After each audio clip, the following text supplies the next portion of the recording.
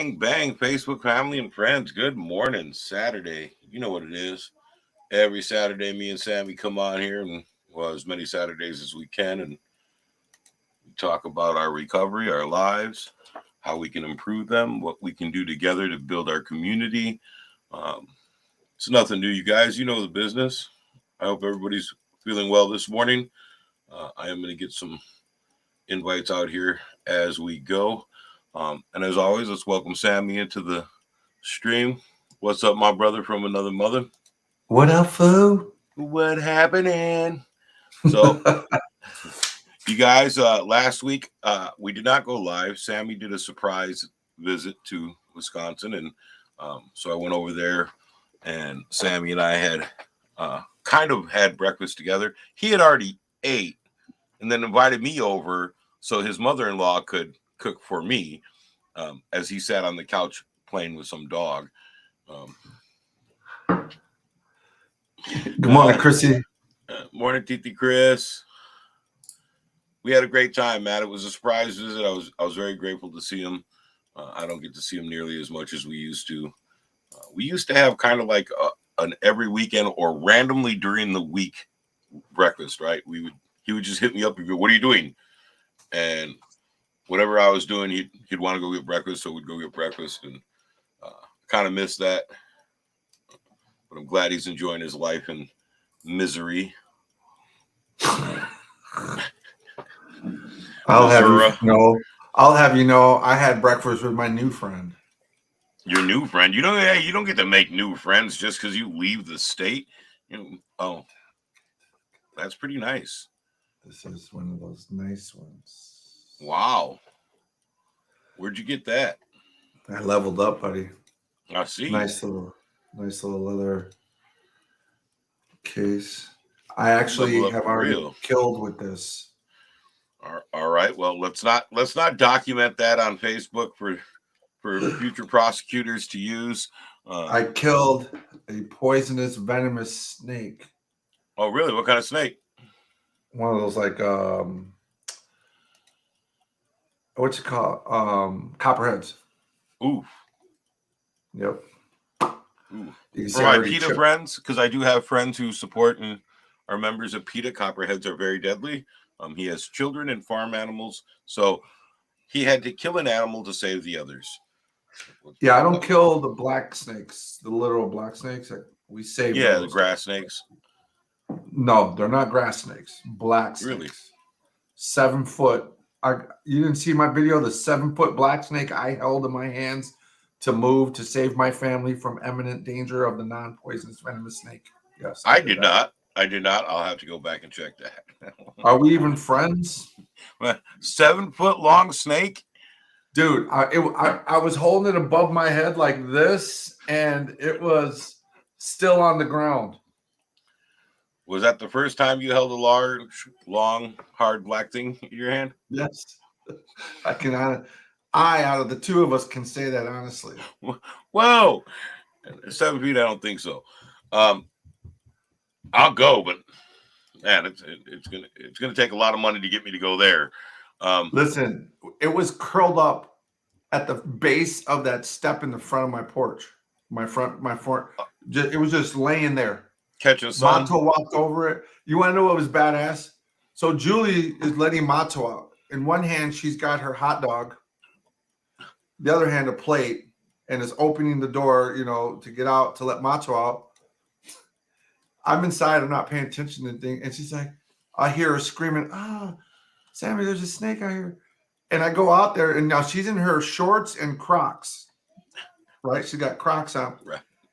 She's holding her hot dog, her plate, the door, and the other foot is stepping on the butt of the snake so it can't get away.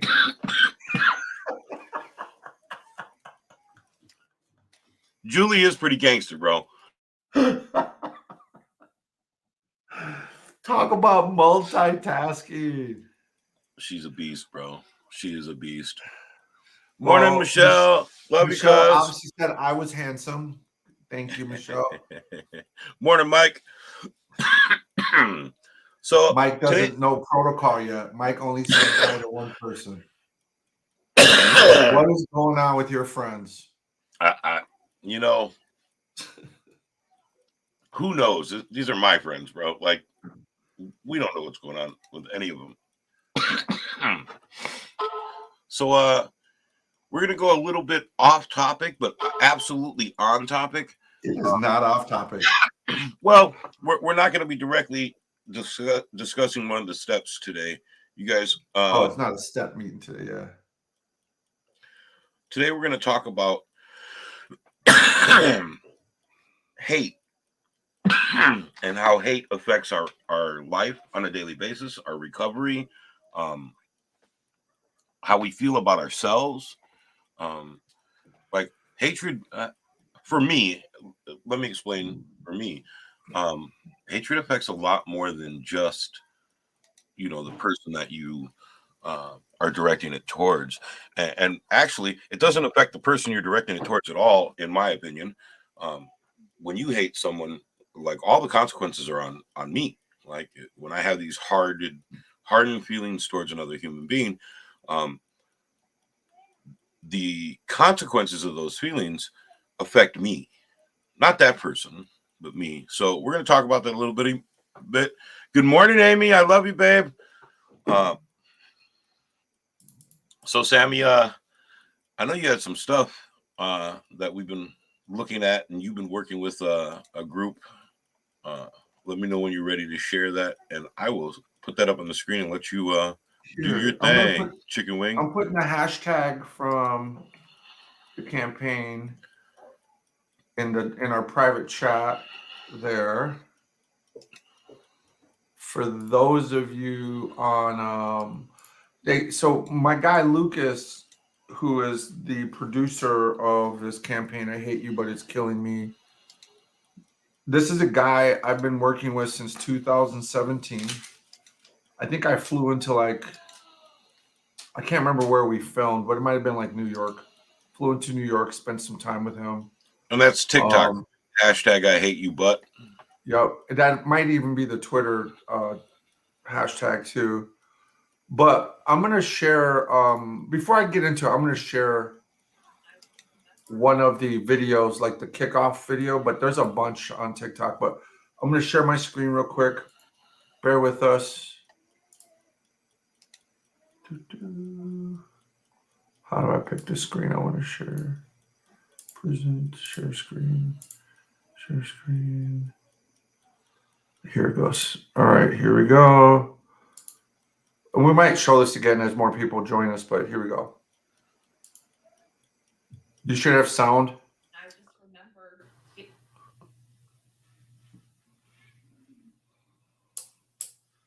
Of course, it's going to start buffering. Never buffers any other time. Wow. Here, let's try this again.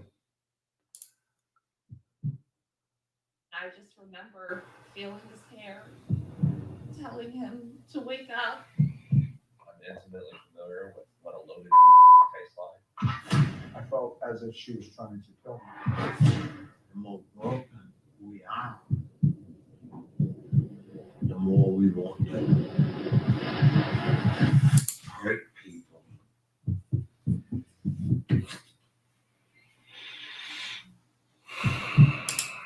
So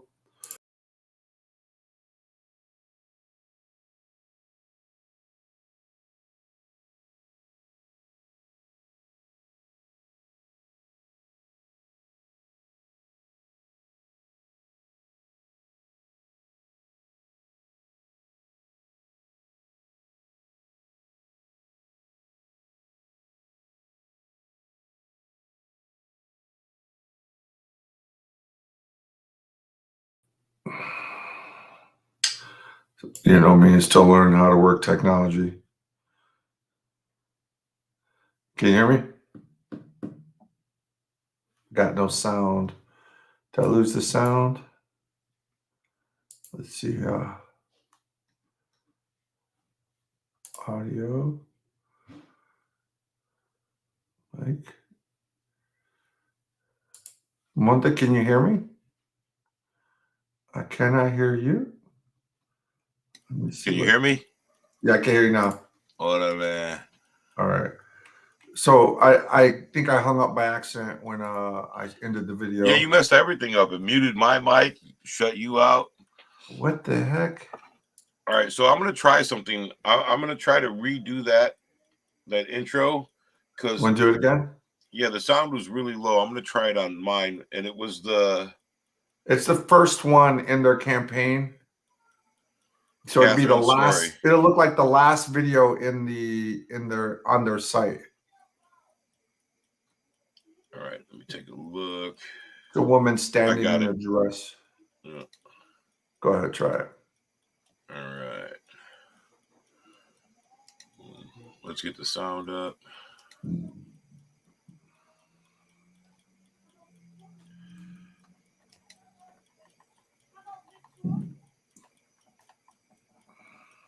Oh, we're not getting any sound. I don't know what's going on here.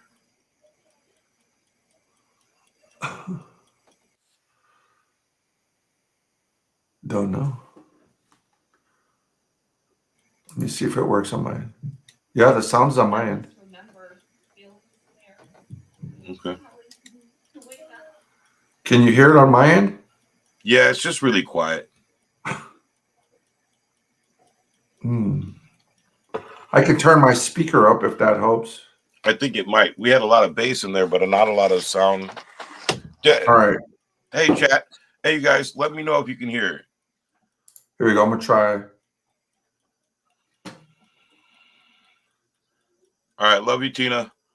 No, Iris, it's not only on TikTok. I think it's also on Facebook. And I'm posting some of it. I'm a little behind on what I got to post for that, but I'm going to share my screen again.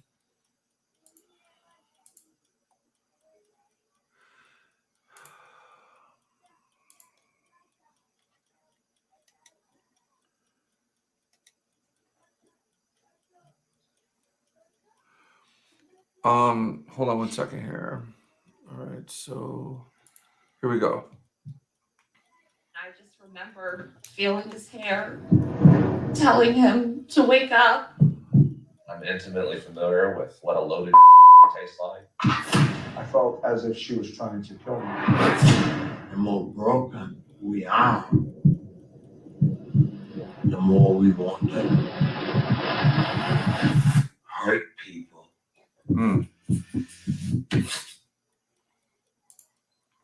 No, you don't, Tina. Hold on. I'm guessing that came over better. Yeah, absolutely. Okay, I just had to turn up my. I'm gonna stop sharing. Give me a second, because Lucas is trying to get a hold of me. If he does want to join, you can send him that link that I sent you, and he can come right in. So you guys, So give me a second here. There is Iris. My guy is telling me right now. I'm trying to find it on Facebook. My guy's telling me right now that there is a Facebook, and we're gonna try to get him to join us right now.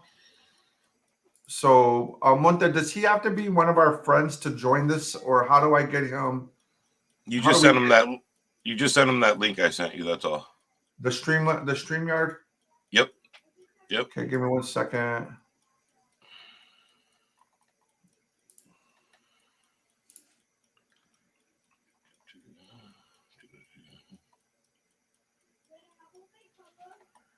Here we go. Sammy's taking care of that. How's everybody doing this morning? Everything going all well? Hey, Iris, love you, sweetie. Tina, you do not love me more. Hey, Jess, Mike, Michelle, TT Chris. Well, got a group coming in. It's moving in. Let's get it, you guys. I definitely miss seeing you guys weekly when we don't come on. Like, there's some of you that I only talk to like on Saturday mornings, and just so you don't, reach out. I love you guys. I definitely love hearing from you. Can't post comments to some destinations. What's up, cuz? I see you this morning. So, Sammy, when you said you've been working with them or you've known them for a long time? Like, We've been working on this project since 2017. really? It's a lot of time and effort. And that in that opening scene, where you heard the woman talking about all she could see was his hair, Mhm. that's Adrian, and she doesn't live far from me here. But that story stuck with me like a lot of other stories. Her brother overdosed, and then he was just abandoned in the park. I love you too, Kurt.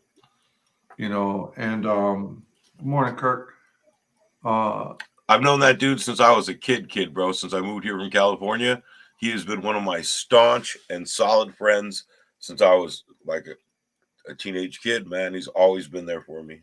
I love to see you here, brother. I've only known you a few years, so my heart goes out to you, Kirk, for having to carry that burden for so long. Right there, I hate you.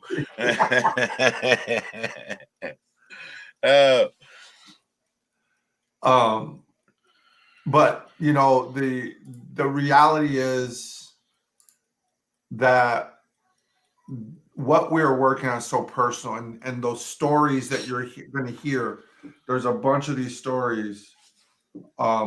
It's a lot of the stories we hear right here in our own home group, where somebody has fucked us over royally, and a lot of us have like that trauma from childhood.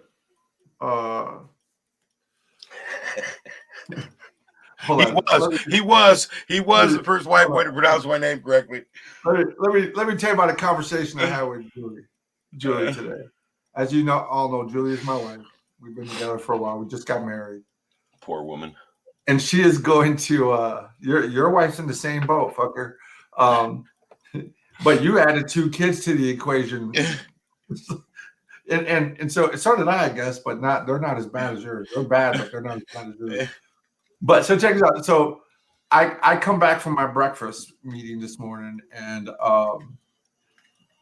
I asked Julie, she's still in bed, kind of waking up, and I'm like, hey, you excited? Because she met a couple people out and they're gonna come over for dinner later. I'm like, so you're excited for your friends to come over? And she's like, yeah. And I'm like, so what are their names again? And she says,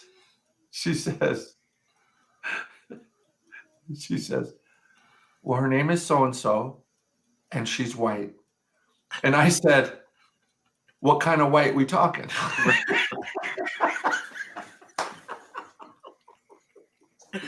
Right, she's white. But she said it like it was like it was an important update, and I'm like, right. What kind of white are we talking? Why are you concerned? Why do you think we're concerned? Dude, I love that woman. Dude, it is hilarious, man. It's hilarious, dude. And so anyway, back to the point. Just Kurt reminded me of that when he said what he said about us. It's like he was like, yes, she's white. I'm like, okay, thanks for the warning. I don't know. So anyway, we've been working on this project for a while. And there's like 8 of us highlighted, 6 to 8 of us highlighted in this video, but there's like 100. He collected maybe hundreds of these stories, and he only picked out a few. And what I've been hearing from these people are, we all have this thing in common where we were hurt and we went through this period in our lives where we were hating the people that hurt us. Now, that can span, and there could be multiple people that have hurt us in the story. So like in my story, I think you share a very similar story, Monte. Hey, Lucas is in the green screen. What? Lucas is in the back in the green room. Oh, okay. Just tell him we'll be with him in a second. Right. He can hear us. Lucas is the producer guy who runs Sterling Light. You know, he's a rock star. The stories that he was telling were very similar. I could relate, even though they're from all walks of life all over. If you just go and look at their page, like you can see all the different faces in these stories, right? A lot of them look like us. A lot of them look like everybody. But the stories are all the same. Something happened to me something happened to me and I'm hating the person that did it to me, but that hate comes with such a heavy price tag that it's starting to ruin my life. It won't let me trust anyone. It won't let me love myself. It won't let me love other people. It makes me doubt if there are even good people in the world, or, you know, whatever the hate. And this is what I think Lucas is going to be able to drive this home. Whatever we're talking about here, when it comes to the pain that we've carried and the way that we have had to hate, the way we have grown to hate those people, those situations, it's really consuming us. You know, and I hear you, Kurt, you know, like that's a great perspective, but a lot of us go through this phase of hatred. That hatred turned into 16 years of prison for me and a long trail of people that we hurt, you know. Look at, there's my boy, Lucas. What is up, Lucas. Sammy? Lucas, I'm Monte. Nice to meet you. Who is Yeah, it? dude. Here? This is Monte. This is Hey, my Monte. best friend, How my are brother. you? Good to be And- acquainted. Good to be connected. Thanks for all you're So, doing. so real quick, Lucas, Sammy hit me up a couple nights ago, middle of the night, like, because he's never like a normal human being. We know That's the only Sammy's- time we talk. Right. I right. always catch him. I always call him at 3 a.m. while I'm Right. under the stars somewhere. Yeah. So he hits me up and he sends me this link and he says, read this. We're gonna, you know, I want to do a call about it. We want to talk about this. We need to really look into using this and being a part of this. And so I'm on the toilet because that's what I do in the middle of the night. Like, that's sitting on the pot. I'm like, the hell is he sending me now? And I look at it and I see the I hate you butt. And it's really important because early on in mine and Sammy's relationship, he taught me something. You know, I spent 18 years in prison. I had come home and we really didn't incorporate it into group until later. But in the beginning, he had asked me, you know, I had been talking about how hard it was to be free. And Yeah. he said, listen, I need you to end that sentence differently. Don't end it. It's really hard. And it's really hard, but, right? Wow. Necessary, right? It's really Wow. hard, but necessary. Changed my life. Like, Who at the said core. that to you? That douchebag on the screen with us. Wow. Sam. So when he had sent me that Wow. the screenshot and it said, I hate you, but it resonated, right? I hate you, but, and then it made me think about all of the people that I had hardened my heart towards and how it didn't affect them at all, right? They didn't get to suffer the pain of my hatred. I had to suffer that pain. So I want to say thank you so much. That's a powerful statement right there, right? And look, tell Uncle Sammy what you just did. He opened my door with his knife. Now, if that, hey, Vato, if that isn't a real Mexican, I don't know what is, right? Orale. Wow. And even if you look in the, Lucas, if you can see the comments, you know, one of our weekly people that's a big part of our group says, you know, I didn't wake up till last year and the hate is starting only now. Right. And that's why I think this campaign is like really important, because it shows that we might all have a similar starting place where when we join, knowing that we're coming together because we were locked into some sort of, and I even think to one of the guys' comments earlier, hate's a strong word, but it's probably the word that gets closest to what we're feeling. But I think the word that we're really feeling, that we use hate to describe as trauma. The trauma that you caused is killing me, but I haven't healed that yet. So it's like got this lingering, festering hold on me. And it might even seem unfair that I'm the one who has to go through a process, but we have to go through the process if we want to be free or to start to lower the impact of that situation, right? But we express that deep hurt in a lot of ways, hatred being one of them. But I think, Monte, what you just said was like, you're not the one who's got to live with this hate that I have for you. I'm the one that's got to live with this hate that I have for you. A lot of these folks are out there living their lives. They're not even looking back or could care less. right, or are indifferent, Yeah. right? Like, so anyway, Lucas, I want to give you an opportunity to do a couple things. Sure. One, share whatever links you want to share in the comments, like the Facebook and the TikTok links would be great. You can do that before you jump off. Okay. But talk about the project. Talk about who you are, where it's coming from. Why are you doing this, and why are you doing this now? Right. I think this is important. Right. Well, thank you, Sammy. It was awesome. I was up late and popped up to a text that said, "I'm on right now. If you want to come visit me." I said, "Yeah, let's do it." And I love it, man. I think that's how I found you anyway. I said, I got this chance to interview you if you want to come be in my movie. My name is Lucas Benkin, and I have a production company called Sterling Light Productions. And my passion is to make films that deal with compassion, generosity, justice, or forgiveness. So when I have a project come across or come to me with interest in our team or myself developing it, that's the first filter. And then the second filter is, can there be a social impact distribution strategy plan put into place with the project? Because I don't like just making movies.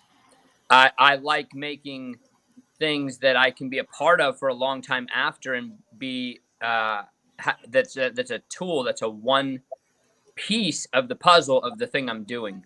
I really care about what I spend my time doing. I think we have a short time here. It feels very long sometimes, and then it's also very short when you compare it to other things. This film documentary came to me from a gentleman who brought me a book called Conquest Over Hatred that was written by a man named Donnie Williams. And he had a journey of going from deep hate in Georgia towards white men, because a white man stole his mother and took off to California. And he ends up becoming the karate world champion of in karate, and won over 300 titles and became a master. And in the art of whipping white people legally, and had a passion for it. But there was a moment that he saw another person as a real person versus the thing that had become created across from him. And that was the tipping point for him to switch. What he had discovered was a deep-rooted hate. My very specific part or element of this film, I Hate You, But It's Killing Me, was hate, interpersonal hate between people that know each other. But to the point, I could interview someone who had hate for people that they didn't know if it was rooted in at least one story that the person that they started their hate from, they knew. In the phases of research that I do for documentaries, I watch as much as I can to see what's out there, so that we create something new, something unique that's not a replica of what's already out there. And I saw a lot of content on hate between religions, concepts, ideas, and I didn't find anything really on I hate my neighbor, I hate my brother, I hate my mother, I hate my sister, I'm never talking to her again. That hate wasn't over inundated in the space of the film watching communities. So I talked to the investor and said, if I go forward with this, I want to hyper focus on this specific element, and I want to film not just Donnie's story, but as many as I can, to show that hate between two sisters in Ireland is the same as hate between two sisters in Vegas, and also hate between two sisters in Australia. It's the same hate. We're people, and I don't think everyone knows that either, because one of the things that separates people is space and place. They think, oh, they don't understand, they're in Australia. Well, they're human. They deal with revenge and frustration. That's what we're talking about here. And it's always a very careful thing to name a movie and and difficult because it's the only thing you have to show in the beginning for a long time. And I felt like this sentence of "I hate you, but it's killing me" is the only sentence that describes what the movie's about. You know, it's not about just "I hate you." It's not about overcoming hate or conquering hate, but it is about, if you didn't know this, this is true. And I you know, they talk a lot about films like, oh, that, you know, you don't want it to be a teachy film or you know, feel a certain way. And it's true. It has to be somewhat, for lack of a better word, entertaining, meaning you want to continue to watch it and you're intrigued and interested to continue on watching this. But I am trying to say this, if you haven't figured this out yet, please watch this, because here's some people that did figure this out if you would like to be free from this thing. So and at the same time, nobody likes being preached at, which is why testimonies work. People can share their stories. Nobody has a problem with people sharing their stories and saying, this is what happened to me, here's how I dealt with it, thank you for listening. And everyone should say thank you for sharing, you know, like that's it. But that is the most help, because people know what they need to do. You can't know what they need to do. So my best, you know, skill has to be good at not trying to tell people what to do, but trying my best to let people tell their stories. And at the same time, it's very difficult. You got to fit a 2-hour interview and then 64 2-hour interviews into 90 minutes. So you do have to select and pick and say, what sentences do I tell these people? What fragments of sentences to make it make sense? But that's just that quick piece on how it came to me. And I set about filming 64 interviews, and I whittled them down to about 9 stories are in the movie. And there's about 8 leaders or experts in the field, not necessarily experts in recovery or having done it well, because as we know, some of these therapists or leaders maybe haven't even dealt with hate, but they have studied 200 books, so they're valuable, but they also don't understand the whole arc of the doing and the weight of the hate. Yeah, that's that answer. And then I have a thought to step into to defining what I discovered hate is, but wanted to see if you wanted to say something to that.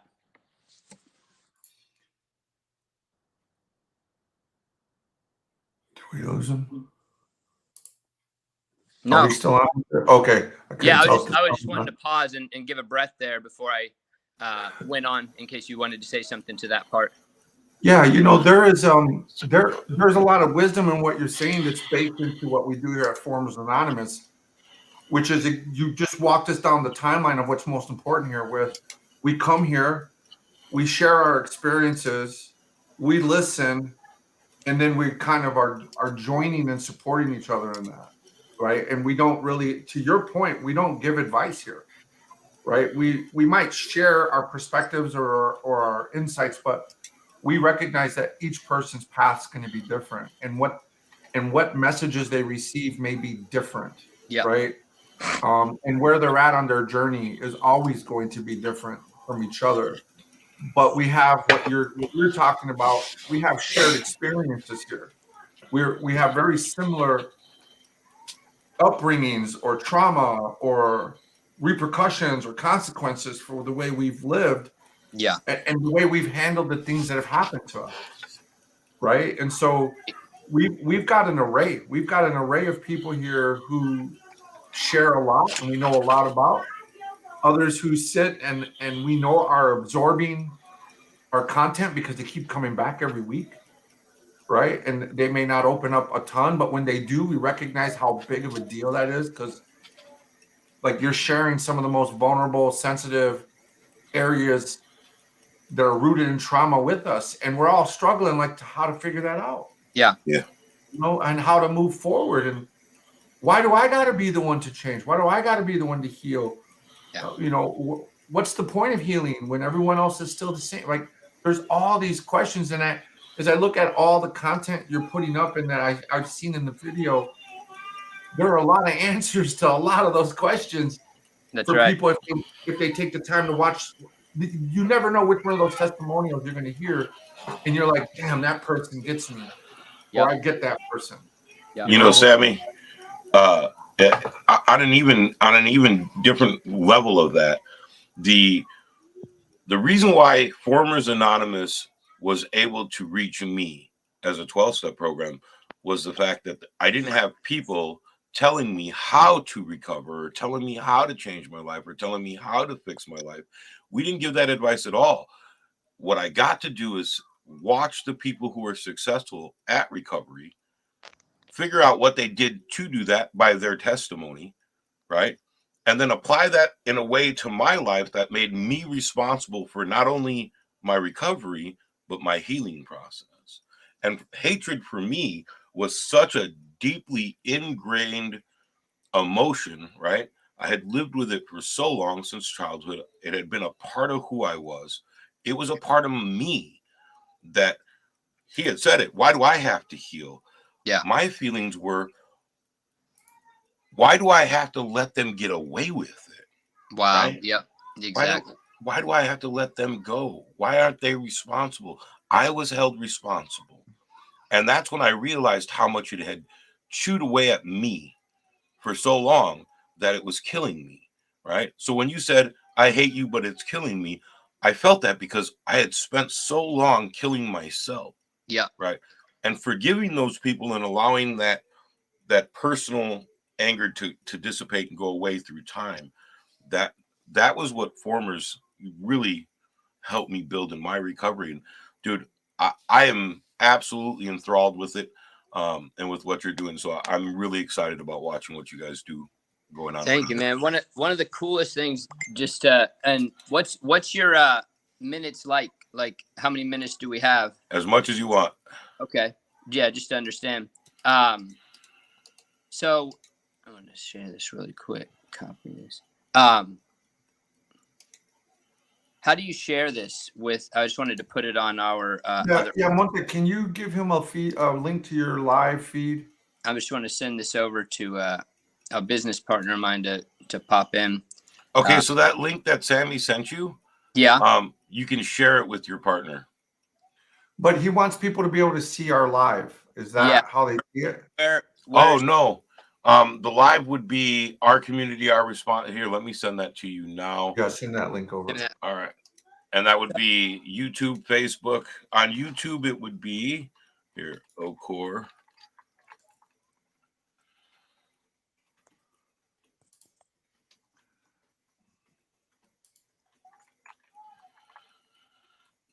Scene is YouTube. But if they want to join us on the live here on Facebook, they can follow us at our community.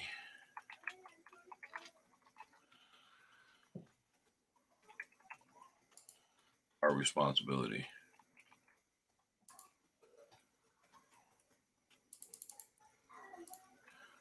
Let me make sure I'm putting in the right link. We all know I'm not that bright. You'll come to know this about Monte. I've been dropped on my head a couple times, Lucas. Brother, you're doing amazing. I took me 10 minutes to get here. It's not that he's been dropped on his head. Lucas, if you step back and you see how big his head is, it's that it just naturally falls forward and hits the ground from time to time. It's like a broken bobblehead, but he can't help it. That's not a hat. That's not a hat he's wearing. That's a tarp. Thanks a lot, Sammy. I appreciate your support and your love. It's an 8x10 tarp. Did you get that link in yet? What are you doing? There we go. I'm trying to find it. No, it's okay. I think I did. I was able to. I think the first link you sent is the way there. Yeah. I was just gonna say, or one of the initial launching points of what I discovered. So filming these interviews, and then hearing the core of the stories, of finding the root of the first cause. That's what I wanted to find out in the film. What's the first cause? And the first cause that I discovered was the counting of a wrong. The singular first accounting of being wronged. One. And it's not saying that it just means that you counted it wrong and it wasn't a wrong against you. It was, it either was or wasn't, but that was always irrelevant too. Because you could say you're wrong, but you weren't. But if you say you're wronged, that's the first, that's the root, that's the seed. And the next step was if you start to look at that and repeat that. If you repeat to yourself that I was wronged, that's the next piece. Okay, so I see this here. Send it in private chat. We've got 2 comments that are coming through, and I want to share them because I think, Lucas, this can even inform, and also validate what you're thinking about the usefulness, the spirit of what you're doing here. One of our readers says, or one of our listeners said, I found out on my own it was intergenerational trauma. Family knew, but didn't tell me. But now that I know, they've ghosted me. Then the hate started because there was no accountability. And then Jim says, I got to watch FA, which is our group, grow from nearly infancy. I got to watch people whose thinking was and could be as ugly as my own, if not way beyond, all of which brought genuine authenticity to the area of recovery that I was failing at and dearly needed. This goes back to what you're saying about what the community here is doing together, right? Like we're taking on some of the ugliest parts of human nature, both inside of ourselves and in the world, and we're finding a path forward. Because here, I think the one thing that sets us apart, Lucas, is that we are hyper aware of the judgment we have experienced in other spaces where it should be safe to talk. And here because of that hypersensitivity, we work very hard not to judge people because of where they're at on their journey. They might be not even on a path to recovery. They might just be questioning whether or not they want to put down this hate, whether they want to put down this resentment, this grudge. Oh yeah. It's not even a clear path for some of them so far. It is so heavy and it is so complex. I mean, it's the whole of every ounce of every feeling in your whole body and mind, soul, spirit. I mean, it is all consuming, but the trick is, like, for instance, what you just said in the chat there, Irish Jane, like they ghosted me. Then the hate started. Like the question is, what else can they do? It's so heavy. There can't be, the accountability. That one of the major elements in all of this is time. When it's like getting hit by a semi truck, it's like there's the recovery period of that. It's like they can't stand in front of you when something like that is revealed and confront that. It's way too much. It would kill them. It has become so massive, the hiding of it, the whole of it, everything about it, and here's the thing about the accountability, right? That there very well might be accountability. It's just not something that you can hold them accountable for. It's because it's not within your power and it's not your fault.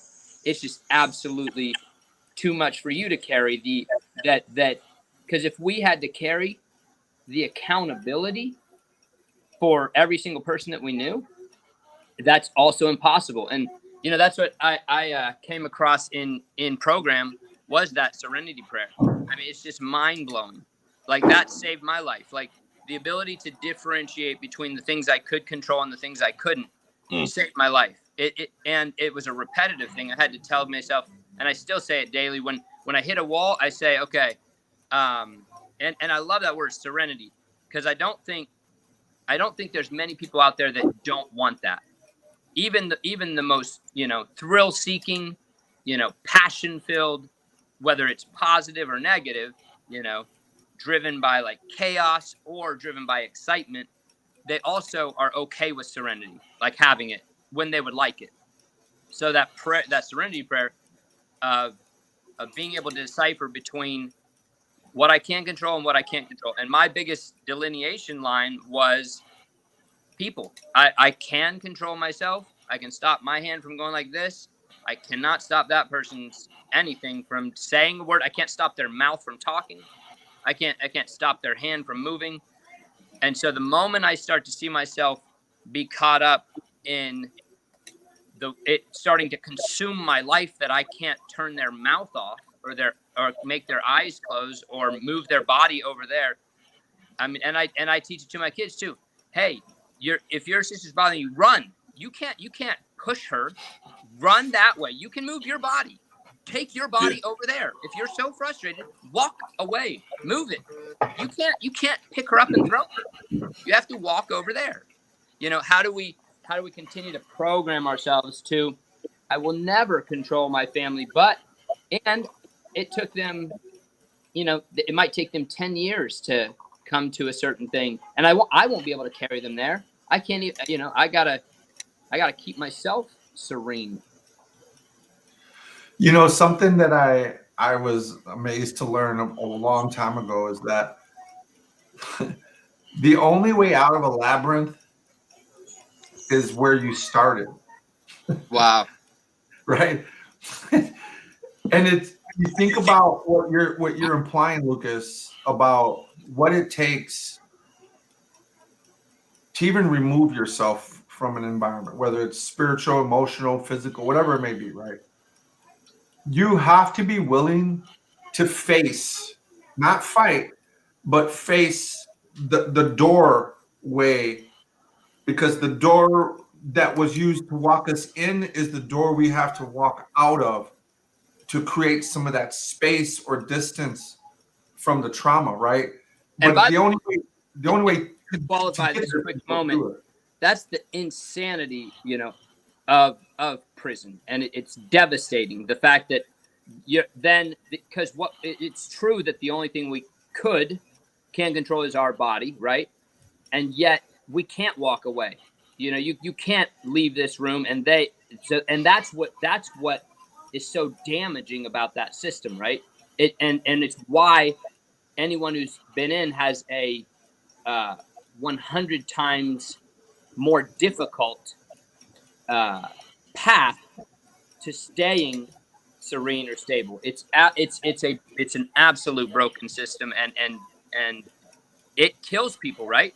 It literally kills people. The people that survive are so mind-blowingly strong that it could teach anyone, and everyone that's been in knows it. They're like, which is why you see someone who hasn't even experienced it, and the thought is, you have no idea.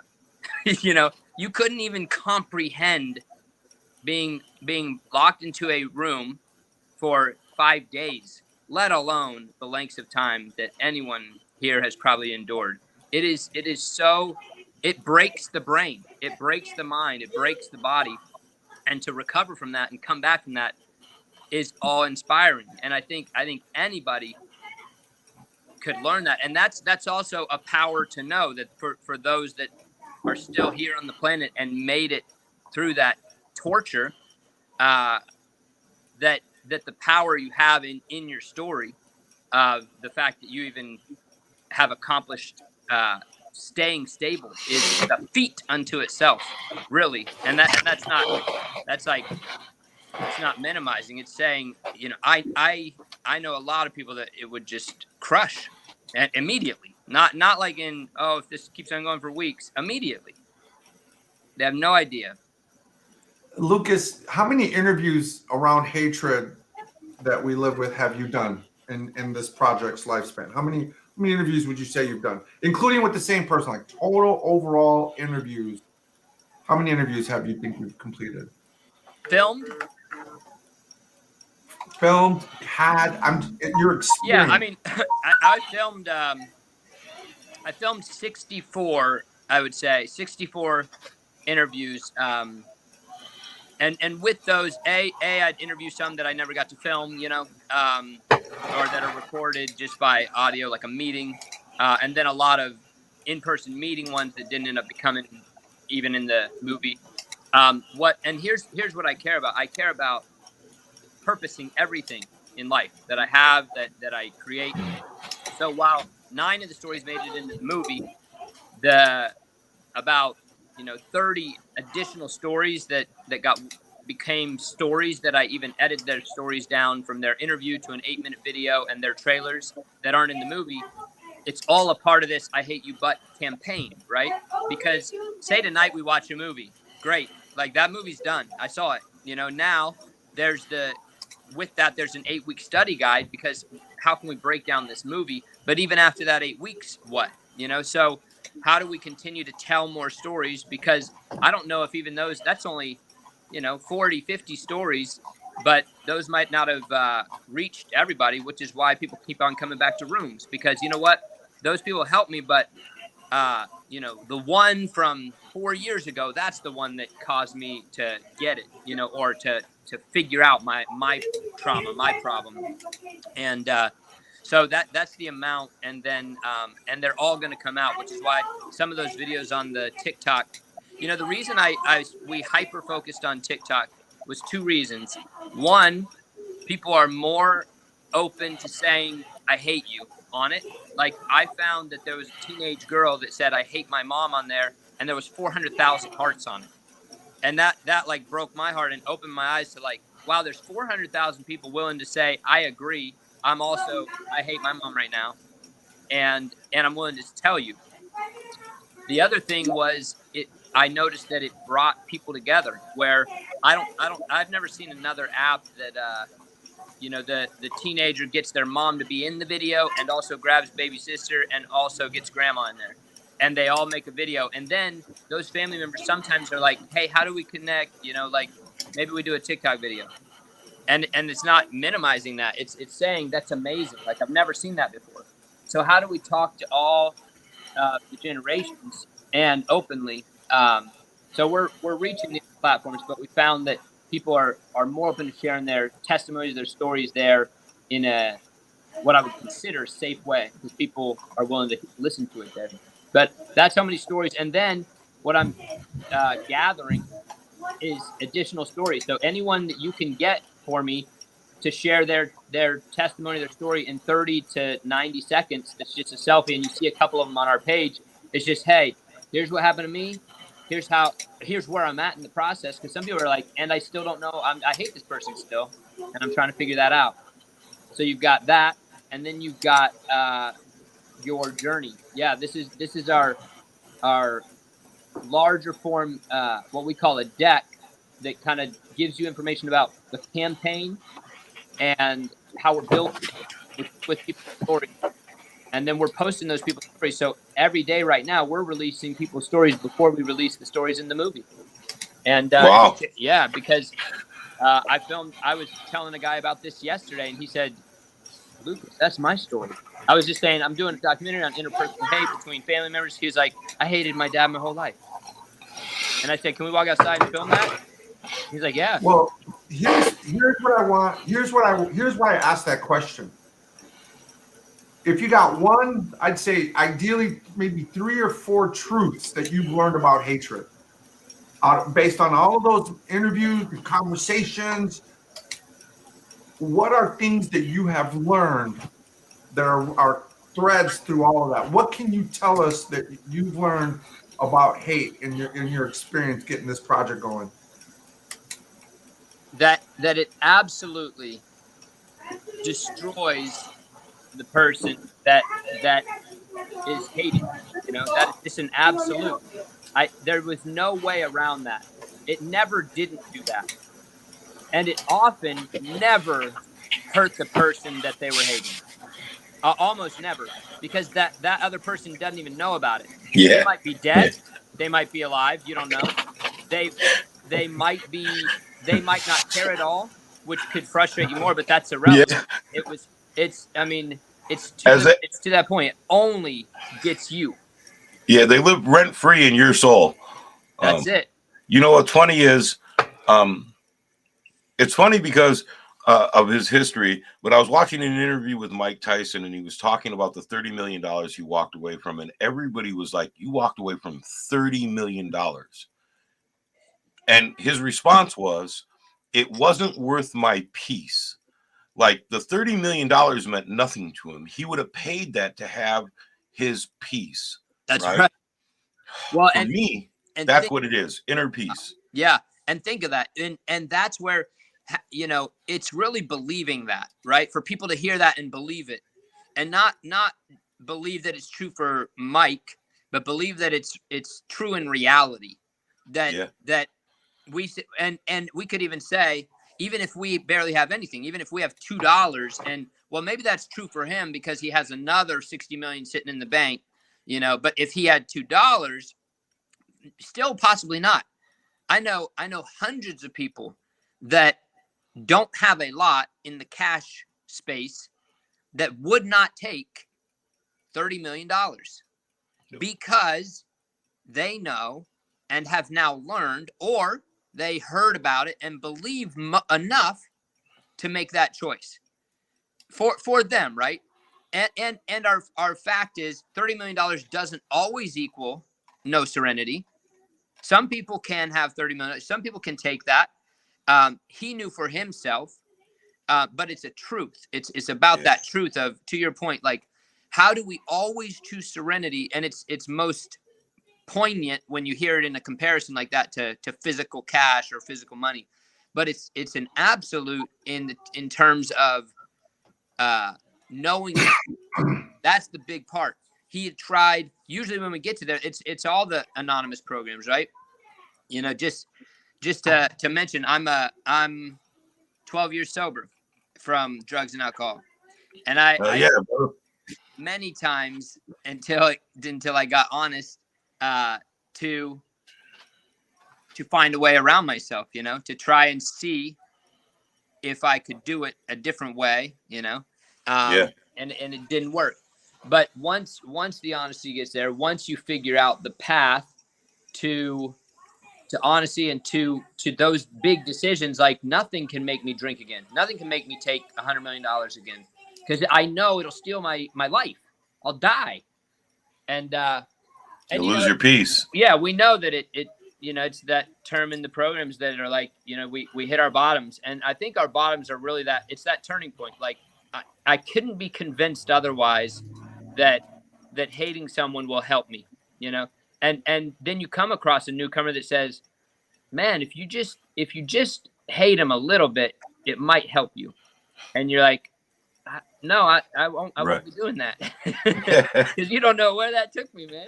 Right. So I want our viewers to know, if you're interested in the PDF, reach out to me. You guys can just hit my inbox. I'll send you a copy of the PDF. It'll give you the format of everything they're talking about. Let me start that up again. So this is a PDF that I received, and it's the campaign handbook. So it'll walk you through the brand, the opportunity, the guide. It has some links in here that I think are really important, from Sterling Light Productions. Let's get it down. It has a mission. You know, that graphic, like, you play with so many things when you're making designs. At one point it was just a black and white image. I wanted a heart there, because it's usually people that we care about, right? Or started to care about, or had some care about. And so this hate is inside the heart, but it's also sometimes attached to love. That's another important thing, that hate is not the opposite of love, you know? And it's just to clarify that it's in this, you know, I love you, I hate you feeling or look, but it's definitely not. You do not ever have to love the person that you hated. And the same term about forgiveness. I was very careful with the film. I let, you know, people have said in the film that they forgive, but that is not, you do not have to forgive in my mind, or that's not an instruction or a thing we suggest doing. I don't know. What we use kind of every term. Some people say let go. Some people say move past. Some people say release. Some people say forgive. But for a lot of us, the word forgive is traumatic. It's more trauma. I'm never forgiving that person. I may be able to release my hate, but I'm not going to forgive that person. And that's fine. It doesn't always tie. Now, and I'm not trying to even go against other, teachings, because I know that, I don't know, Sammy, if you guys have taught to forgive, it's also good, but it's not, for some people, it could be a trigger word. And so how do we provide language that doesn't trigger? And so for those that are triggered by that word of I've already committed to never forgiving that person, we're careful to say that might not be the word, because what it seems like we're dealing with is a word, not the action. We're trying to just save your life from you killing yourself. So whatever that word is, if it is ignoring them so that they don't take up the space in your mind, good. That might be the actual, them telling themselves they're doing that might be the thing that forgiving is. We don't know. So it's very dangerous with words, even as you know, with like going around the world culturally and talking through different languages. Words matter, and also not everyone has the same definition of every word. So it's a careful thing. So we do use forgiveness. Yep. In fact, our 3 pillars are forgiveness, reconciliation, and redemption. But a lot of the forgiveness that we talk about, you define it though. You define it. It's about forgiving ourselves. Say it without a definition. That's where it gets dangerous. Yeah. You're spending time with people saying, "Here's what we mean by it." Yep. And you have time to teach people what it is. Hey, here's what it is. Here's what we're doing. But some people walk up to someone on the street and say, man, you got to forgive that person without any time of referencing. What are you talking about? No context. No context. Right. And so for my film, or for the people that just, I don't have the time to vet out the sentence. It's the first meeting, or the first sentence. It's a careful thing, which is why I don't, like in this deck, you won't see necessarily that it points at that word. That's because of where I'm at. And to the point, right? Films are just one of the tools. Like I often talk about that with industry, that especially with films that have a meaning or a purpose, that if they think that I should say more about something, then that's like phase 4. Like I'm making a phase 1 film. I'm like the door greeter.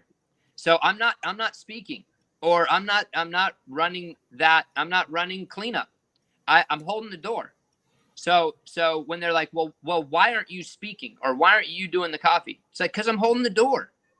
I'm just doing one thing. I can't, that's something I'm specific about, because that it matters defining, like what is a movie. I want to back up for a second, because we were talking about the $30 million value. Well, I can tell you the most valuable thing I had, and the most expensive thing I had, was the list of my grievances that justified my positions in life. So I had a long memory of all the things that my mother had done to me. Wow. And I did not want to let that go, because it was like the one thing I had that was proof of all the injustices that I had to face from infancy. Right. Wow. And what I was doing, so I have like this receipt, right? Like, so if this is my receipt, I'm walking in life trying to get someone to look at this and like, I just wanted someone to validate that the shit on this list was real, and that it happened, and that I was done wrong. That could someone say it was wrong? Yeah. What I was hearing was the opposite of all of that throughout my life. Like, oh, nobody would do that to you, or you're exaggerating, or whatever, or just silence and deaf ears and no action. No one stepped in to protect me, right? And so what you're asking me to do right now, Lucas, is to somehow resolve this when this hasn't been resolved. Yeah. Right. Like I've got to do something about this before anyone else has done. What Iris said, there was no fucking accountability. Right. And so now you're saying that I've got to let go of the one thing that is proof of what's happened to me if I want to live better. That was a hard pitch. That pitch the only part of this, the only part of the process that got me to that, where I was willing to exchange one thing for another, was what you said, Lucas, when you said, I realize now I am not the one who can collect all that is owed to me. Even though it's owed to me, there's nowhere to go to collect it. There's no repository. There's not. And even here was the other brain racker here. Even if they could give me something, a way of trying to make up for what had happened to me, I soon realized there was nothing that they could give me that could replace what was taken from me. And so I'm sitting on this priceless list because there's no amount of money. There's not $30 million representation that can ease this pain. And then that quickly becomes worthless to me. You're clutching Because your I shit realize sandwich. There's nothing to exchange here. It has no value other than the value of hatred. And I don't like to use the word, I use it to myself, but it was like self-righteous. It was like the one thing that I knew I was right about in life. I didn't know what else I was right about, but I knew what had been done to me, and I knew that that was the only thing that I could record accurately in my own mind because I saw it and witnessed it. Do you remember Grant's analogy in the film? That guy in that kind of stone archway. He says he had written a short story, and it's exactly that. But imagine going with your list to that person's house, and the analogy he made. Imagine it just being your story and your list, and you go to the door and you knock on the door and you open it, and the guy lost his memory. He got in a car wreck and had no memory of you, no memory of what he did, no memory at all, none. Like he says, hello, like imagine that, right? Now what? If that guy has no memory of ever even hurting you, of anything he ever even did, and who you are, so there's no even pain when he looks at you. There's like, he looks at you as like, did you, hello? Good to meet you. Right. Like it destroys everything because it's dependent. All of your list and all of your anger and all of your everything is dependent on that person knowing, because then they're going to get it. If I make sure that now I'm going to change their mind. Well, if they don't even have a mind, now what? Well, and then on top of that, Lucas, what we're expecting, even when you get what you're asked for, you're still left empty-handed. Right? Yes. So you get justice. One of my uncles, I found this out later. One of my uncles, who was my favorite uncle, I didn't know anything bad about him until recently. My mom's brother assaulted me and my sister throughout our life. He sexually assaulted us. I thought he was the only one. Come to find out, another one of my uncles was sexually assaulting the other kids after I left. He ended up assaulting one of my cousins. He went to prison for more than 50 years. He's in prison right now. You got justice. She testified. He tried to kill her to keep her from testifying. She still made it to the stand, looked him in the face, says, you did this. He goes to prison for 50 plus years. She just died. She recently passed away. Even when you get what you think is going to solve it, it is not. Because it's not an outside job that's going to happen that makes you feel better on the inside. It's terrible. And even in the face of like my mom, who denies that she owes me any sort of apology or validation or recognition for what she's done. When you don't get it, now if it depends on justice or it depends on somebody acknowledging it, now what? If you think that the solution is coming in from the outside, it's not, it never can.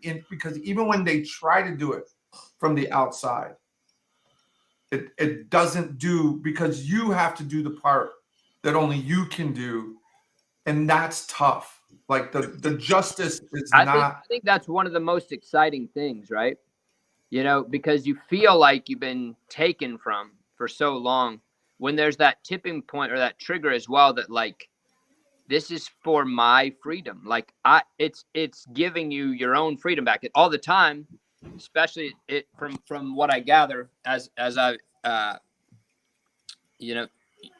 you're dealing with it's the category where you don't have to request your freedom, that someone else doesn't hold those keys. It literally is you. You're the only one that has those keys. And you know what's crazy about it is that that's in every part of life. Right. It's not just this component, right? Because I'm seeing Iris saying like the work has to be done by the victim. And I hear the resentment there that, it's unfair and why. But more importantly is that what is the price if you don't?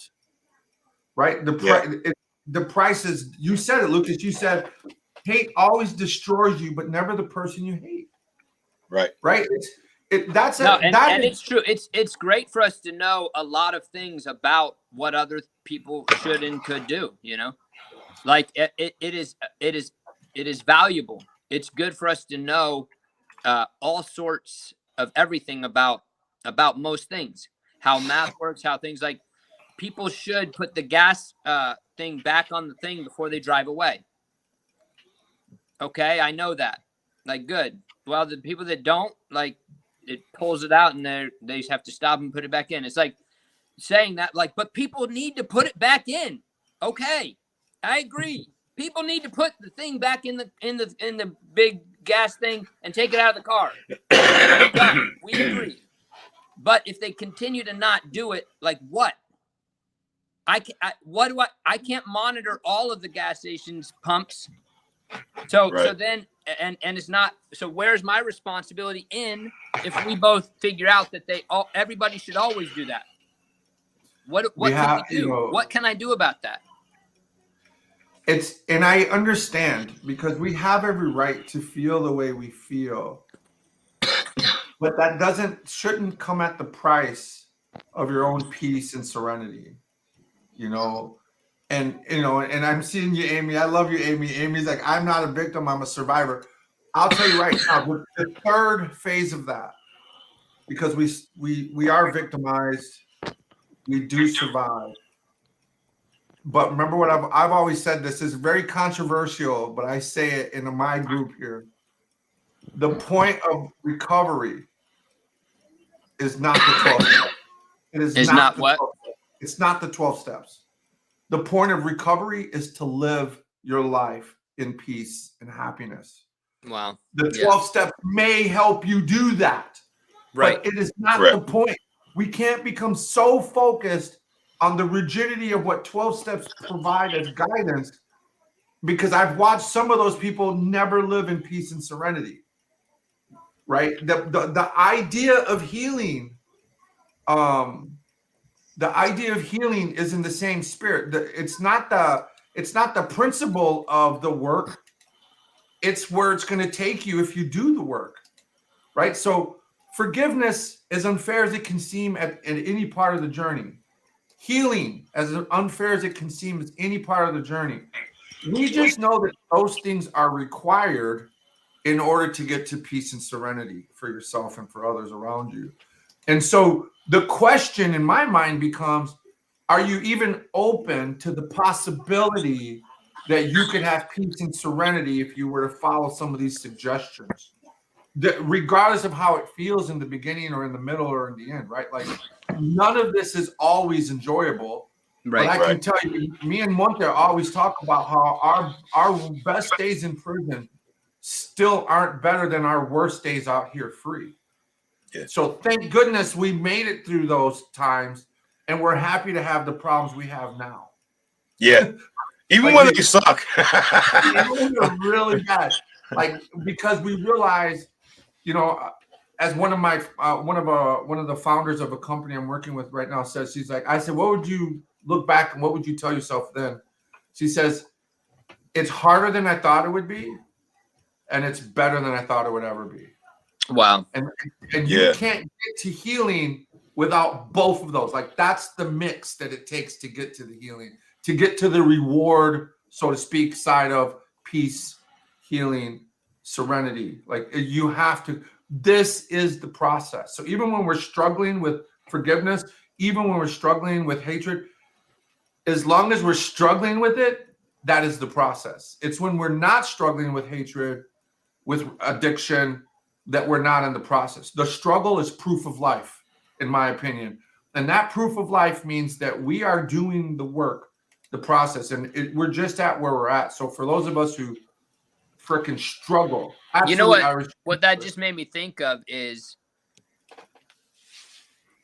when we compare them, right? If we say, you know, it might be too hard, or it is hard, or it has been hard when I go through doing that, comparing, like, say if it is a barbell and like how much does it weigh?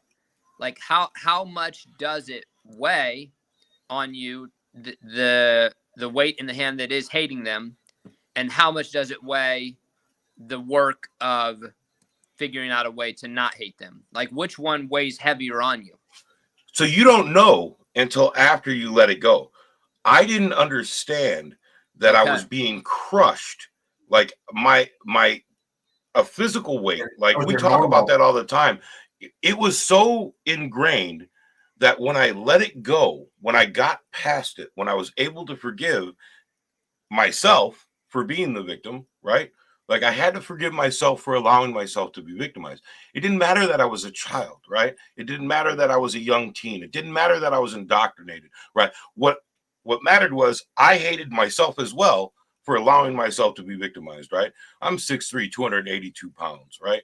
Like I'm not an easy victim. And there's a reason for that, right? Like I created a person who could stand up for himself because I couldn't then. So once I got past that hatred, once I was able to say, you know, this is hard but necessary, and move beyond it, it was like being a feather. Literally, it was like being weightless, right?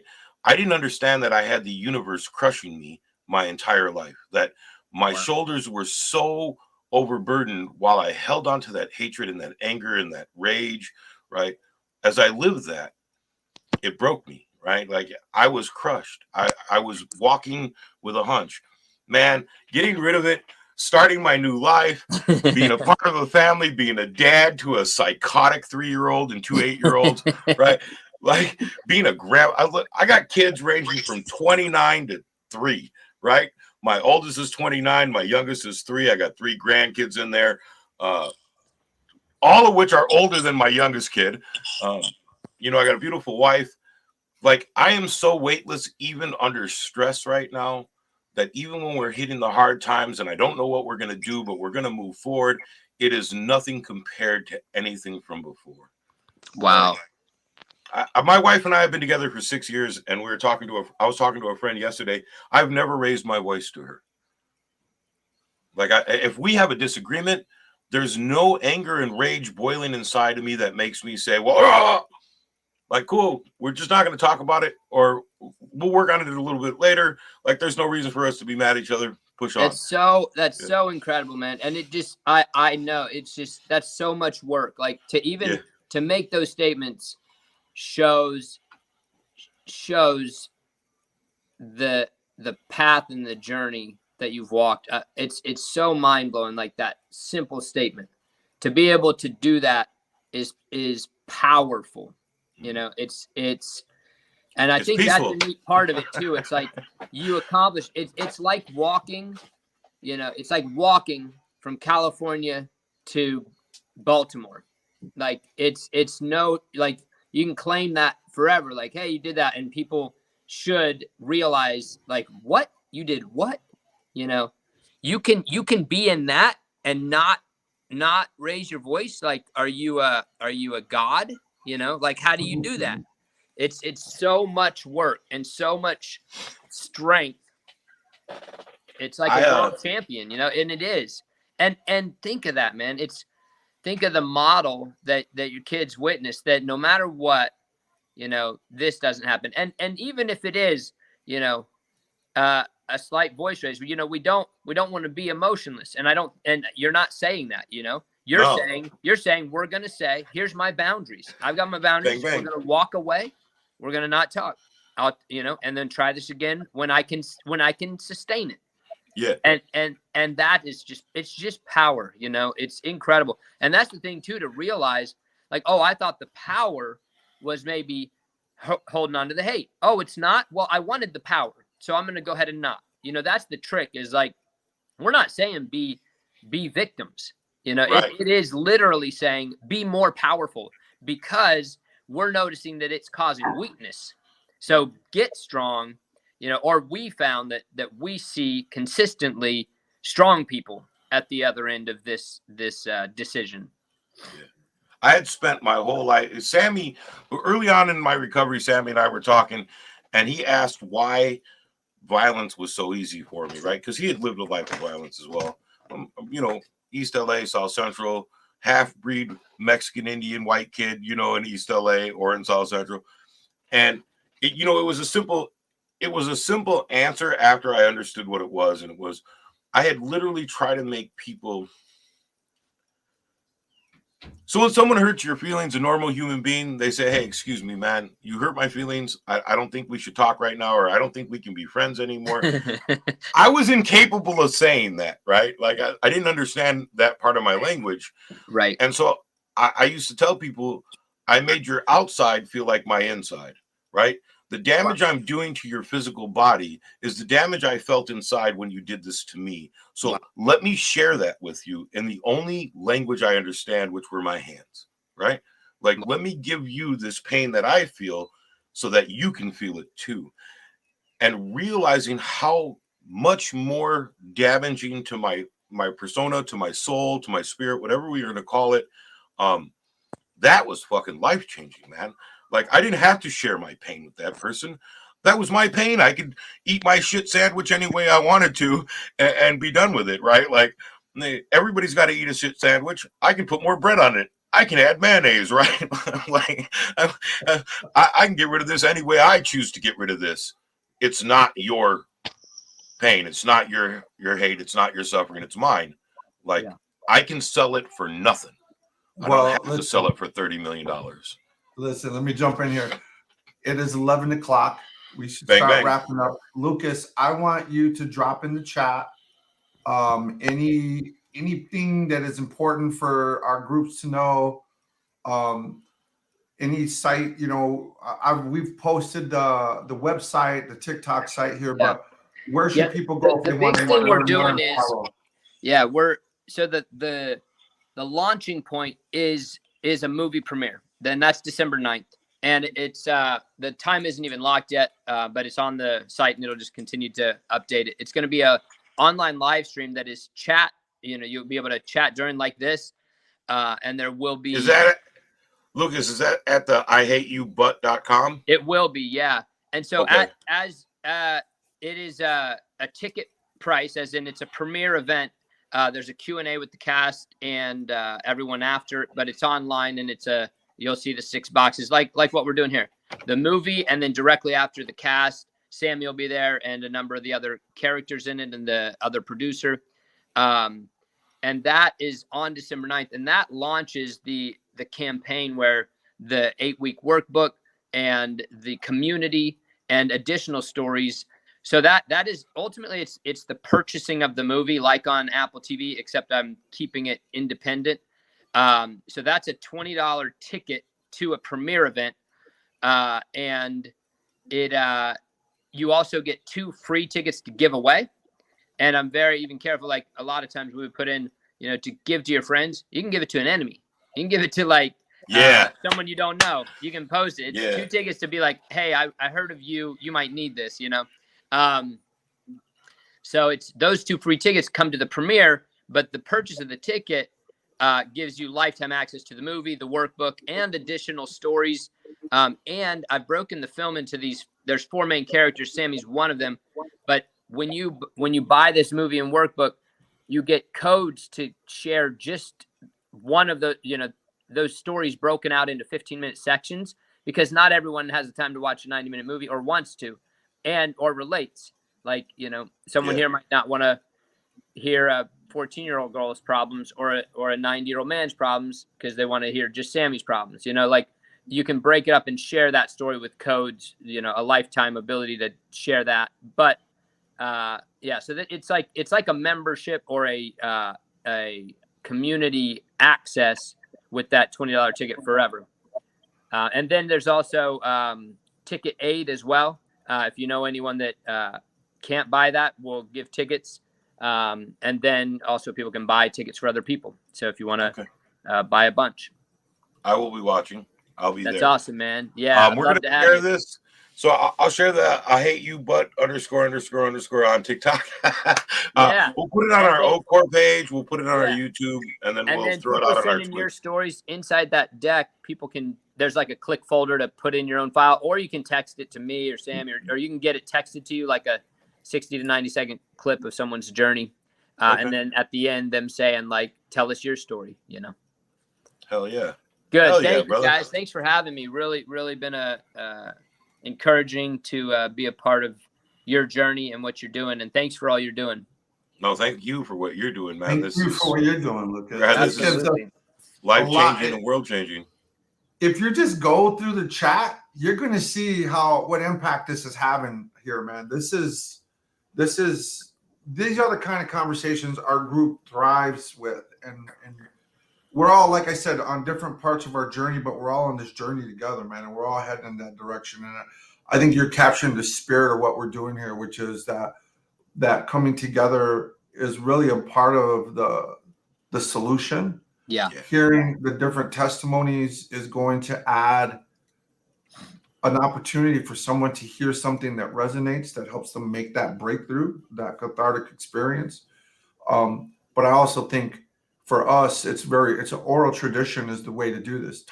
Being able to come together and talk about this stuff, whether it's through your film and listening to those people share their stories, or what our members are sharing. There's a lot of vulnerability in our chat today, man, and that Yeah. just goes to show the Wow. power of what you're capturing right now, and we're grateful to you, brother. Well, thank you. If Thank there's you. anything we can do to promote, And thanks what you're everybody doing. for sharing your stories in the chat. And I'm excited to continue that conversation. We hear you, Sam. I read what you wrote. Iris, you do freaking matter. Absolutely, More- Iris. We love you, More and sweetie. more. Yeah, we're with you. All Thank right, you, guys. Catherine. We'll Thank you, sign off. Thanks, Iris. We'll see you guys in a week. Monte, I love you, brother. Lucas, Love thank you too, for bro. joining. All right, I'll let you sign us off, Monte. Lucas, send me a request. We'll connect on Facebook. I'm gonna set up a little thing on my TikTok so I can do some promo for you as well. So That'd be amazing. Thanks. We're glad to be there. Finally, we All right. we got old and stayed off it, but we're there. And it took me a long time to go to TikTok because I seen all these young people like stuck to it, like it was an addiction, right? They're like, oh, yeah. and I was like, I'm never gonna go on there. I'm never gonna go on there. And then Sammy started sending me TikToks, and I was addicted. Yeah. And I was like, oh, let me make a Amazing. page. And my page is I hate it here, right? No way. Yeah. So my page is I hate it here. And it's all about the horrifying things my children do to me on a daily basis and in my life. I think Sammy would tell you to change it to I hate it here, but But we're having a great time, right? Like my 3-year-old's gonna kill me at some point. Like he really believes my private parts are his punching bag. So you'll learn all about it on mine.